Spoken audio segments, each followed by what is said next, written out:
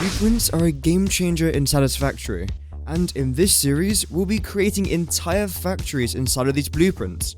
Just plop them down, hook them up, and there you have it, a fully functional factory in seconds. Everything from the machines used, the power consumption, the resources required, and the items being produced will be mentioned throughout the video. Leave a comment down below for what you would like to see in the next episode. Very quick breakdown of blueprints. You can find them in phase 2 or tier 4 of the hub where it says Fix It Blueprints. There is a Mark 1, there is also a Mark 2, and a Mark 3. However, for today's examples and throughout this series, I'll just be using the Mark 1 so that everyone at home can easily follow along. What you see on screen is the difference between the three. My name's the Valhalla Pickle, and this is the easiest blueprint factories in Satisfactory 1.0. Today's blueprint factory is all to do with modular frames. I will be using the basic recipe for this modular build, but if you'd like to see every other recipe available, then please watch my most recent video on the channel where I explain a bit more recipes which you might prefer. And just like last time, I've broken this build down into 3 different layers. We have the smelter floor, constructor floor, and lastly the assembler floor. And at the very end of today's video, I'll show you what this build looks like when it's fully operational. This is all the information you need to know about the build. We will be consuming 120 iron ore, and we will be producing 5 modular frames. This will end up consuming 93 megawatts of power, and in total you are going to need 5 smelters, 7 constructors, and 3 assemblers. And one of these assemblers is going to be overclocked by 3 power shards. Starting off with floor number 1. The very entrance of this thing, we've got 2 signs. One that displays the item that we're inputting, and the other saying how much. We've also got our Mark II belt, which perfectly handles the 120 items per minute. To break up the glass square look, I have added this balcony here with a pillar support. You don't need to add this if you don't want to, but again, I'd rather not make everything look like a massive square, so this does help a little bit, and I will give you a balcony tour in just a minute. But first of all, let's come around the side here to the actual main entrance, where we get a nice view here of the smelters and all the ores coming in. Of course, you can jump over this if you really want to get a better view over there.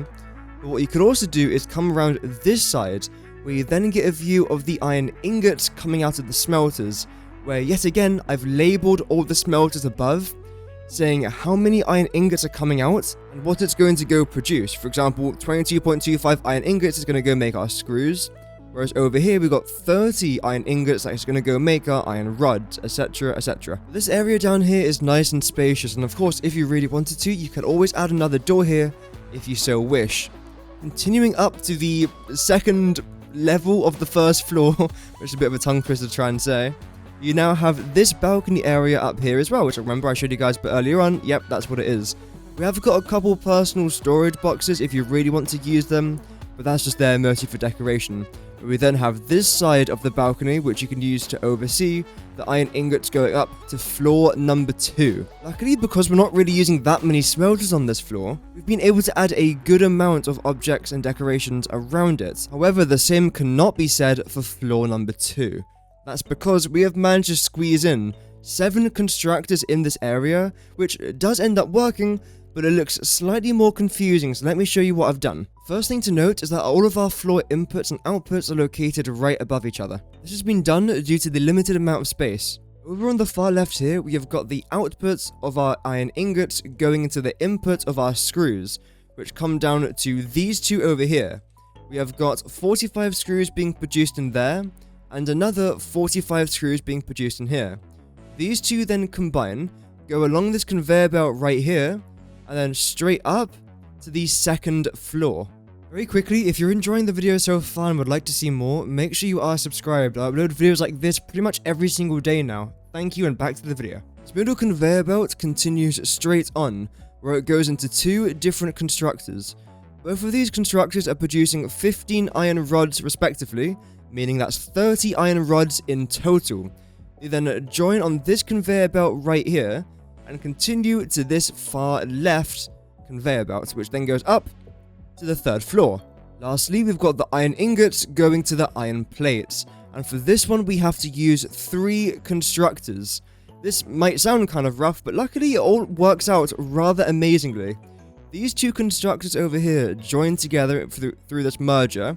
This merger then joins that merger, which then links this constructor together, and then they all join this conveyor lift, which then connects to that conveyor lift, which goes up to floor number 3. The reason as to why I've added this conveyor lift like here, rather than the other side, is rather simple, and let me quickly demonstrate. If I add the merger in here, it doesn't clip through anything except technically through the constructors, but you can barely even see it, and overall it's a really good use of space. Whereas, if I was to clip it through here, then yeah, first of all, you can't physically do it because it goes outside of the blueprint, and even if you could do it, it cuts directly over your path, which doesn't look very nice. So having your conveyor lift go through here is just so much easier. It looks really nice as well, and of course it just fits. So all in all, it's the best idea to do with your conveyor lifts right there. And essentially, that's floor number 2 pretty much done. It's just a rather compact design of having 3 inputs, 3 outputs, but we've managed to fit it all into one floor. The last level to mention now is floor number 3, where, again, things are rather compact, but not as bad as floor number 2. Let me explain what we have going on here. So, the screws and the iron plates combine here and here.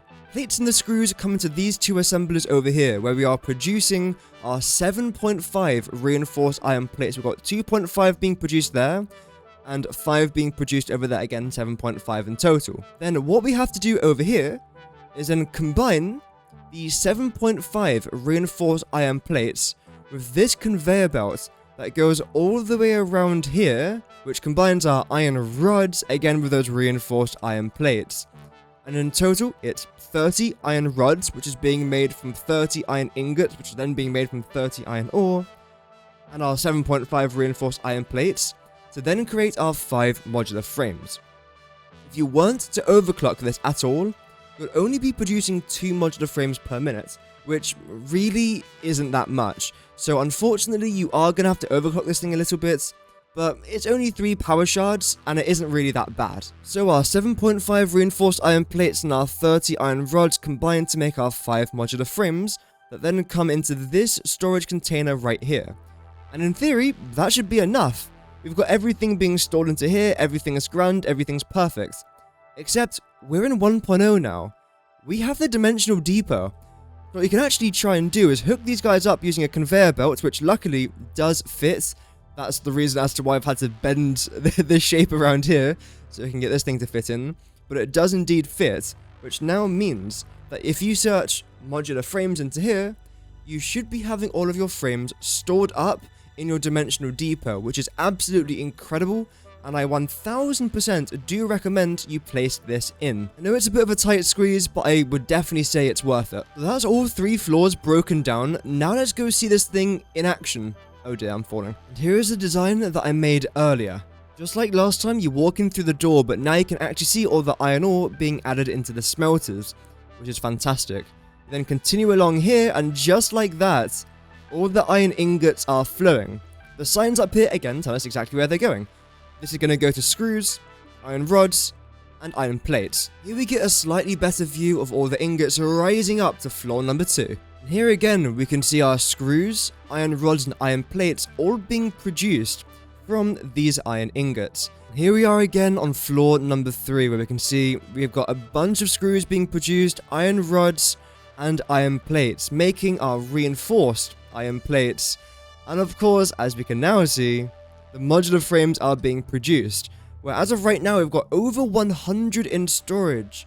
And just like you saw a bit earlier on, when we check our dimensional depot, we have now got 100 in our depot as well, which is amazing. I'm not sure about you guys, but just seeing everything working, especially in something you've just finished building, is such a satisfying feeling, and especially when you see everything has a green light on it as well. Well, except for that one, that's got a blue light. And that is how you make 5 modular frames per minute. And just to quickly point out, of course, the exterior of your build can be whatever you want it to be. I've only built it like this for the sake of the tutorial, but if you wish to have a concrete box around the outside, that's completely fine. It's mostly the logistics and interior that you really have to pay attention to in this video. But again, like the decoration, the exterior shell, can be whatever you like it to be. So the logistics, that's the most important part. But as usual, but as always, thank you for watching. But before we go, a massive thank you to our members Mau Mau, Skull and Hattie, Lo, Nitormal, Chaos Rising, Cutthroat Zoo, Yamikel, and Tio Rico.